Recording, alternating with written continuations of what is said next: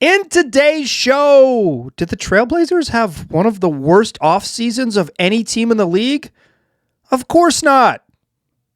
I think. Welcome to Locked On Blazers. Let's get into it.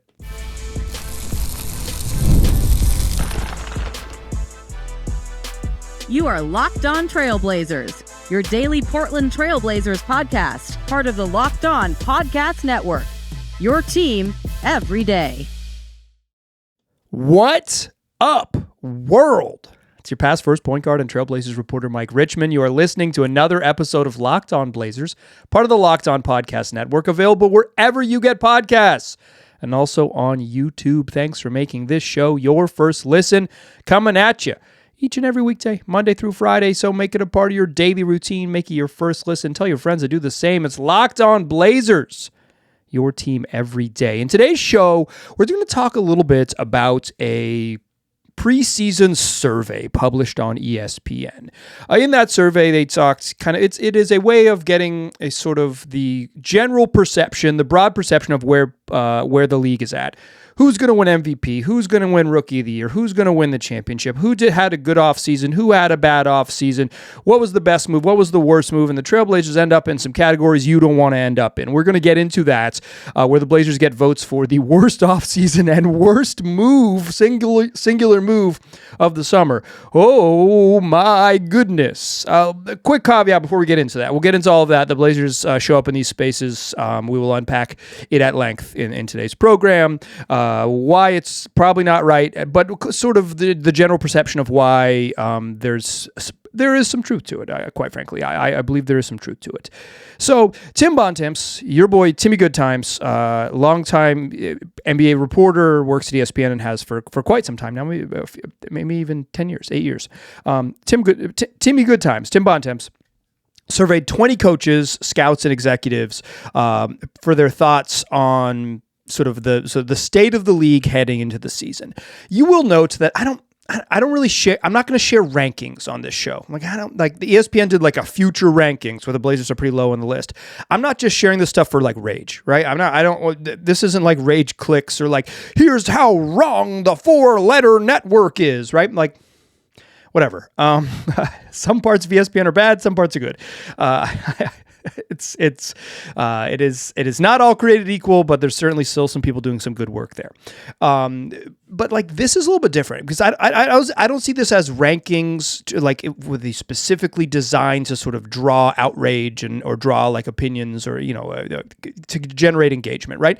This is more of I think like taking the temperature of what is the sort of general perception of the league. I think this is more like you get a good sense of like the groupthink pervasive around the league. It doesn't mean it's like wholly correct, but I do think it stands for a good like, hey, we're a week before training camp starts. Here's kind of what most folks think about what happened and what's going to happen. And obviously a lot of the stuff will be wrong, and that's like the interesting part, right? But I don't share this just for rage. But let's get into it. So there's many questions. I'm only going to read you the part where the Blazers show up, and then I'm going to point to one where the Blazers don't show up. Which team had the worst offseason?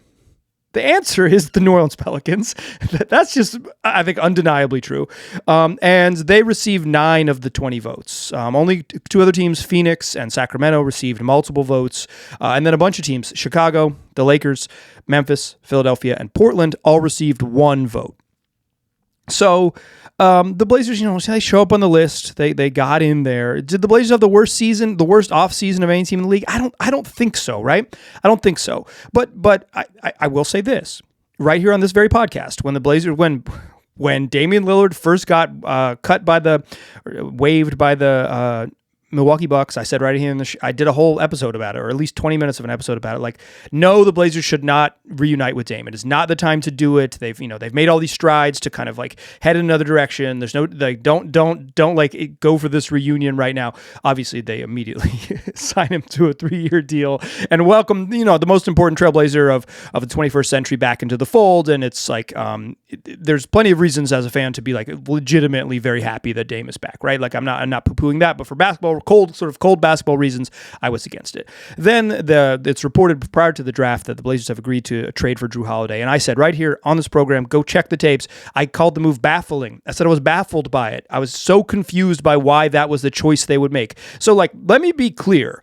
Here on Locked On Blazers, it's not like I have been celebrating the great moves and the great offseason of the Portland Trail Blazers, and I'm going to now rally against the national media. I'm not also going to say see, I'm right, because one vote said the Blazers had the worst offseason. I don't think the Blazers had one of the worst off seasons, but I didn't love the moves they made, right? I have not loved the moves they've made. And the thing about doing this show 5 days a week or 3 days a week in the summertime regularly, many times every week, all year long, is you get to hear my thoughts in real time. And sometimes my thoughts evolve and they'll change. And obviously I'm comfortable being wrong and admit when I am. So it's the fun part about doing this is that I kind of put my thoughts on wax, and when I get stuff wrong, I like to revisit it and say here's why I was wrong. I think it's interesting to unpack it. And I think the same way I'm sort of approaching this with ESPN. Did the Blazers have the worst offseason? I don't know, right? I really don't. And then the other place they show up, before we get into it a little further, is the single worst move of the offseason. And number one with a bullet is why the Pelicans had the worst offseason of any team in the league, is the trading an unprotected pick swap. The Pelicans traded basically a double unprotected swap. It's either theirs or Milwaukee's, both fully unprotected, for next year in order to move up in the draft and draft Derek Queen. Doesn't even matter about Derek Queen. It matters that they traded an unprotected pick for a team that's they're probably not going to make the playoffs, right? They're almost certainly going to be back in the lottery, and they traded an unprotected lottery pick to move up into the draft. Just a really, really wild move, coupled with some other decisions that they've made. 11 of the votes go to the Pelicans. 3 go to the Suns, waiving and stretching Brad Beal, which I do think is a mess. And 3 go to the Trailblazers, trading for Jrue Holiday. And there is a quote here from an anonymous West assistant coach that said of Portland's Holiday trade, "I just don't get what they're trying to do. You can't get enough time for all of their guards." Okay, let's unpack that a little bit, right? As much as I find the Jrue trade baffling, on its face, in this coming season, Jrue is not in anyone's way minutes-wise. Nobody's. In fact, the Blazers need guards. If there's a place where they are light on anywhere on the roster, it's guard depth, right? They specifically need Jrue Holiday to be healthy and play a lot if they're going to be competitive. I think there's a chance that Jrue Holiday is just straight up better at basketball than Anfernee Simons in this upcoming season, particularly if it's not just box score watching, but it's do you contribute into winning any random regular season game? There's a decent chance, if not just a straight up high likelihood, that Jrue Holiday will be better at winning you any regular season game, contributing to winning at a higher level than Anfernee Simons this season. He might just be straight up might be better than him, right? And he certainly has been throughout his career, but he's 8 or 9 years older, so it's just a little bit. At some point, things change. Also, I think Holiday is just such a better fit than Simons. The Blazers traded Anfernee Simons in a straight up 1-for-1 player trade. Anfernee Simons to Boston in exchange for Jrue Holiday. In case you've been not listening to shows all summer, what have you been doing? So not only does his Holiday might just be better, his skill set provides better context for the Blazers' young guards. Because he can play off the ball and because he can defend, he's a better fit next to Scoot Henderson. He's a better fit next to Shaedon Sharpe.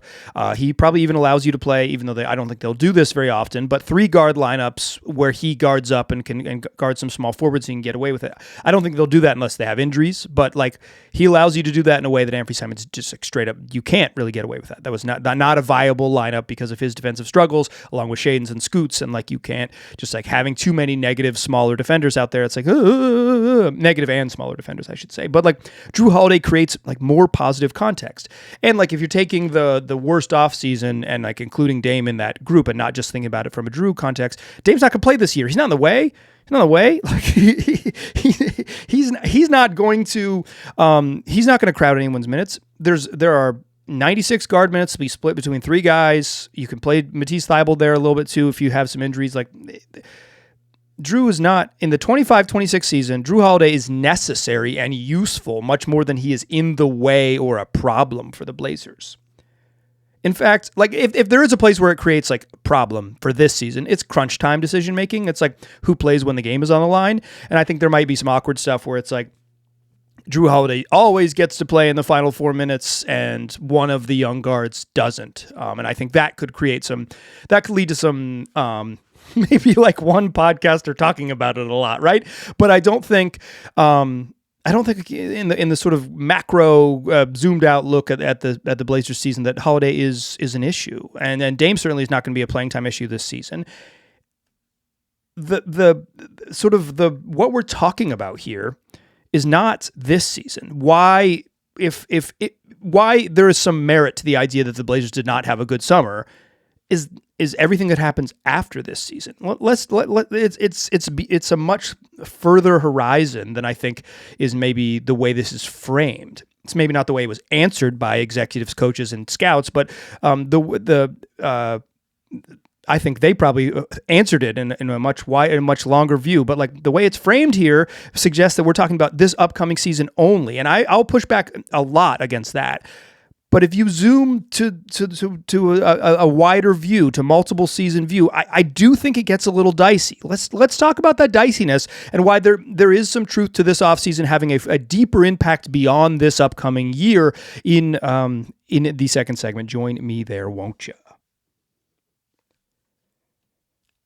First, though, let's talk about FanDuel. The NFL season is here, and FanDuel is making sure you're ready for kickoff each and every week with a can't-miss offer. Right now, new customers can bet just $5, and if your bet wins, you'll get $300 in bonus bets to use across the FanDuel app. So, however you like to wager, player props, same game parlays, or jumping in and betting the action live, betting games live as they unfold, who's going to score the next touchdown, will they get a first down on this drive, and the like, whatever you're into, you're going to find it on FanDuel. It adds another layer if you're already watching the games, and I got a feeling if you're listening to this podcast, you're already watching the games. So are you ready to play? Download the FanDuel app right now by visiting FanDuel.com to get started. That's FanDuel to place your first $5 bets. All right. I jumped a little early before the music was ready for me. Let's go. What are we talking about here? Drew Holiday, Damian Lillard, the Blazers offseason. I don't think it's a big deal this year, and I think framing their choices that they made this summer as an issue for 25-26 is foolish, but framing it for the future has some real merit to it. And I want to offer this caveat up front. As a fan of the team, it is probably not super healthy to go into the season and be like, oh, crap. 26-27 is going to be a problem. I'm worried about the Blazers 400 days from now. I would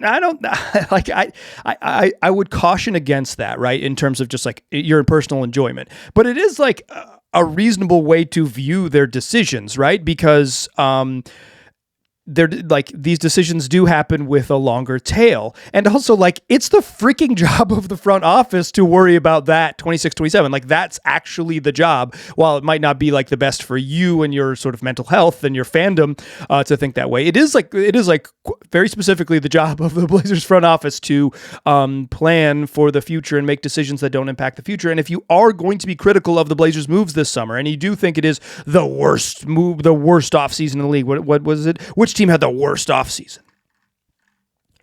Yeah, like it's because the future. Because when you get further down the line, Drew Holiday has owed 3 years and $104 million left on his contract. So it'll be after this season, 2 years and about $70 million.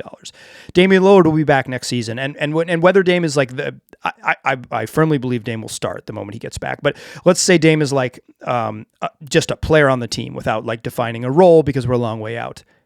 He's definitely going to play, right? Like they held a rally for him in Portland where he was welcomed back as our favorite son. And it is incredibly important and heartwarming that Damian Lillard loves this city and wants you to love him back, right? That is special in and of itself. But that also does suggest that he's going to like have a real role when he plays on the team. Like he's not going to play 12 minutes a night. if he's able, and he certainly believes he will be, and then the Blazers, I think their level of investment in him financially suggests they believe he will be too. Like, he's going to play. So he's going to, like, pencil Dame in for at least 25 minutes and likely more, right? Like, well, let's call it half the game. Let's see, he plays 24 minutes. The following season, it does become this number crunch. What this anonymous West assistant coach said, you can't get enough time for all their guards. Yes, it does. It does cause a challenge there. And Holiday's big contracts, it's not going to interrupt their ability to re-sign Shaedon Sharpe. It's not going to interfere with their ability to re-sign Toumani Camara. It likely won't impact their ability to re-sign Scoot Henderson if they choose to do so, and I assume they will. It expires as Deni Avdija hits free agency, and Deni is making such little money on the back half of his deal that he is almost certainly going to hit free agency and not re-sign a contract. It would be a real stunner if Deni Avdija is willing to sign a contract extension before hitting free agency. He's just likely to make so much more money, and the Blazers will have his bird rights, etc. And they can't offer him a big deal if they choose to do so. But extending him would be a challenge, just based on his level of talent and how little his paycheck is going to be his final year of his deal. So, like, it's not going to get in the way of signing Deni Avdija, because he's going to become a free agent, and then, like, the Blazers will have a chance to retain him if they choose to do so. Like, Holiday's deal doesn't get in the way of retaining anyone that's currently on the team, right? I don't think it does. I don't think it what it straps is the flexibility to add players outside the team and to make trades and to make other decisions. Like what the Blazers sacrificed by the decisions they made this summer were a path to max cap space in 2026. Now they're still projected to be right now, depending on what they do with some other decisions, Camara and Shaedon Sharpe, but like they're gonna have a little bit of cap space, like $12 million or something, 10 or $12 million. But that's not like meaningful, such that they probably won't even operate as a cap space team. They'll probably,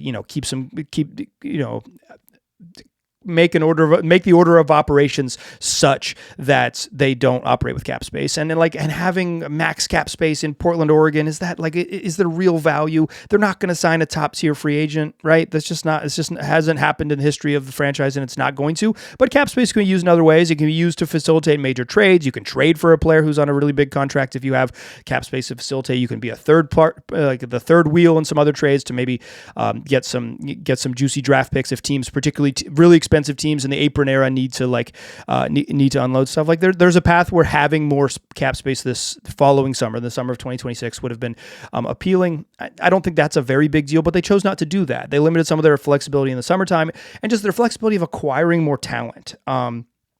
It's tough, and it's not tough. It's a decision they made. I think what's actually tough is that Holiday is making, I mentioned after this year, like about 2 years and $30 and $70 million left. It's 34 in 26-27, 34.8 in 26-27, and 37.2 as a player option when he's 37 years old in the 27-28 season. He's picking those up. He's picking those up. Don't worry. He's picking those up. It is limiting in a way because Holiday is going to be getting paid starter money. Like it's not crazy numbers, right? It's not these massive numbers, but it's starter money. It is the type of cap hit that you pay typically your third and fourth-ish starters, maybe your third starter, right? It's in that depending on where the cap comes in, 18-ish% of the cap, right? It is, and I think when you, in this era, paying a guy who's at 37, unlikely to be a starter, paying him starter money, it's going to limit your options. You might be able to retain all of the players on your team. You might be able to keep this core together if you want to keep it together and grow with it. But your ability to make other moves on the back half of this trading for Jrue Holiday deal becomes really challenging. And I think what we've seen over the last little bit in the NBA is that these contracts are hard to move. Like the Blazers obviously couldn't find any takers for DeAndre Ayton and felt like they were better off just straight up waiving him than making deals for what would have his $35 million salary would have returned. I think Jeremy Grant has proven to be largely untradeable. Some of that is because he had a horrendous season, but it's not like there's a bunch of suitors lining up for Grant. It seems like it, although maybe the Lakers were were in for a first round pick. And if they were, boy, should the Blazers have pulled the trigger on that. But like, Drew Holiday is not going to be a prized trade chip. Like you might say like, oh, he could play well and all those things. Certainly he could up his trade value, but the idea that he's going to become a valuable trade chip at 35 years old with the amount of money he's owed this season seems just no way. Like no way in the current cap climate. I just straight up don't believe it. And so where there are criticisms of what they did this summer, it is in the longer term vision of this team. It is like, because you have some flexibility with how little money Tumani makes and how little money Deni Avdija makes, what that has leaned into is like giving you this window to have these make some big money moves and kind of maybe stack the roster with some savings you're getting when you're having players who are really good, quality starters on way below market deals, right? And like what you're kind of doing is like paying Jeremy Grant and Drew Holiday that money. And paying Damian Lillard that money, and I'm not going to necessarily group Damian because I think it's a different thing, but I think what this gets to is another question in this ESPN survey. It's a question that doesn't involve the Blazers, but really points to sort of who they are or the decisions they've made and who they've chosen to be, I should say. Join me in that third segment. We'll talk about the biggest trend in the NBA offseason and why the Blazers are just straight up going against it. Join me there, won't you? First, though, let's talk Monarch Money. You know that most people can't even name all their financial accounts, whether it's 401ks, properties, investments. Many folks don't even know what they're worth. And when you don't have the full picture, you can end up leaving money on the table. That's why there's Monarch Money. It's an all-in-one personal finance tool that brings your entire financial life together in one clean, easy-to-use interface on your laptop or your phone. Monarch is built for people with busy lives. If you've put off organizing your finances, Monarch is for you. Monarch does the heavy lifting for you. So you can link all your accounts in minutes, see clear data visuals, get smart categorization of your spending, and finally feel in control of your money without ever touching a spreadsheet. You can identify quickly how much you're saving or why you aren't hitting your saving goals, where the inefficiencies are, and Monarch can notice those inefficient allocations and say, hey, let's make it happen. Let's get you on the right path. Do not let financial opportunity slip through the cracks.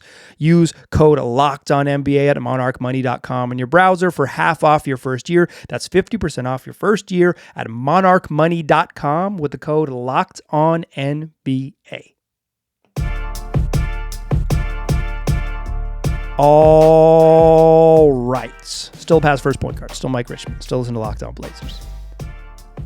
There's a question in this coaches executive scout survey from ESPN that I think really speaks to why the Blazers scored poorly in the portions that they were mentioned. What's the biggest trend this offseason? Number 2, teams prioritizing size. Number 3, teams prioritizing youth and depth. But number 1, the biggest trend in the NBA this offseason, teams trying to avoid the aprons/financial flexibility. That's the trend this summer. And I think that's why the Blazers are scoring poorly. The choices they've made in the immediate term probably straight up help the basketball team. Drew Holiday this year will probably help the Portland Trail Blazers. They will probably win more games because he will be helpful. He will probably help the development of Scoot Henderson and Shaedon Sharpe, not ignoring like the sort of soft stuff and the value of like his sort of veteran gravitas versus Anthony Simons or DeAndre Ayton's that have been sent out. But like just straight up as a basketball player, playing basketball, he'll likely be more helpful than some other options they would have had. Drew Holiday's going to help. Like I do think in the immediate, Drew Holiday's going to help. But what they sacrificed, as I mentioned a bunch in that second segment, is the financial flexibility. And so if you look at what's the biggest trend, what did most of those teams do this? What is it we saw most teams do this summer? That's like the offseason like showed us. It's like teams really trying to get out from under the aprons and trying to prioritize financial flexibility, trying not to take on bad contracts that could potentially hinder their ability to improve in the future. Like, a team like the Blazers they have a ways to go, but I think you kind of see just in general how prohibitive the league is with some news that happened today. It was reported first by ESPN that Fred VanVleet, my boy Steady Freddy, one of my favorites across the entire league, tore his ACL and could potentially miss the entire season for the Houston Rockets. And while the Rockets are loaded with depth, all of those players are wings. They've just got a bunch of wings and like an amazing number of centers. I don't know why they have Clint Capella and Steven Adams and Alperen Şengün. I mean, I do, because they believe they can play big at all times, and maybe they can. But like they're light at guard. If there is a place where they do not have depth, it's absolutely a point guard. Steady Freddy was going to play a lot of minutes. He was going to be important for them.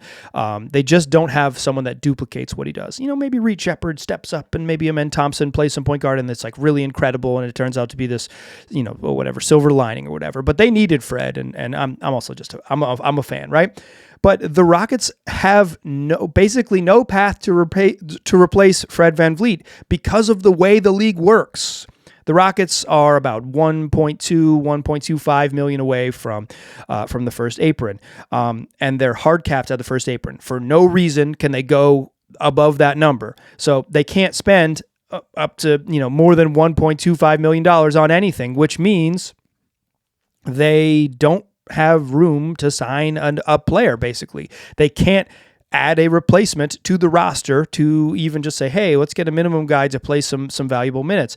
They would have to make a move, make a trade, some sort of salary clearing trade. Otherwise, according to Keith Smith of Spot Track, the Rockets likely can't sign a player until you can start signing prorated deals in January. So they're just going to punt on that position for the first 2.5 months of the season because of the way the league works. The Rockets are in a different space than the Blazers, and I don't mean to suggest that the Blazers are going to be there, but you just see how the league in general, the lack of flexibility there when particularly when you're like, we're a good team, we're going to be competitive. It can really bump up against it. And for the Blazers, who are still building, maintaining flexibility to say like, hey, this didn't work out. Hey, we had some bad injury luck. What do we do to like continue our rise? Kind of limiting or capping that flexibility because of decisions you've made. That's why they're not scoring well, right? I think a couple things here. One, I think if when teams are really good, I don't think flexibility matters. I don't think the end-all be-all of building an NBA team is to be really good and also have clean books. When you're good, right? When you're one of the, say, 4 to 6 best teams in the league, clean books does not matter at all. It doesn't matter at all. But once a team is really competitive, they should go all in to push to be competitive. They should spend all the money. They should exhaust every resource. They should, your window is always smaller than you think it is. So, prioritizing financial flexibility when you're like championship level competitive is not that important, right? The Rockets did not make a mistake by being up against the second apron. First apron, they pushed pretty far. They pushed about as far as they could, even with a young roster, because they think they can win a championship this year, and maybe rightly so. We'll see without Fred what it's like, but I don't want to say that like I think the Blazers' lack of flexibility is like a crime, right? Like it is just one way to maintain your opportunities is creating like big open financial flexibility. But I do think when you're at the bottom of the bell curve of competitiveness, or wherever the Blazers are, like the bottom of the middle, like when you're on the rise, maintaining your flexibility so you can be a little more have a little more wiggle room to either recover from mistakes or quickly counter when opportunities arise, like quickly get in on the mix when opportunities arise, because the NBA moves quickly, right?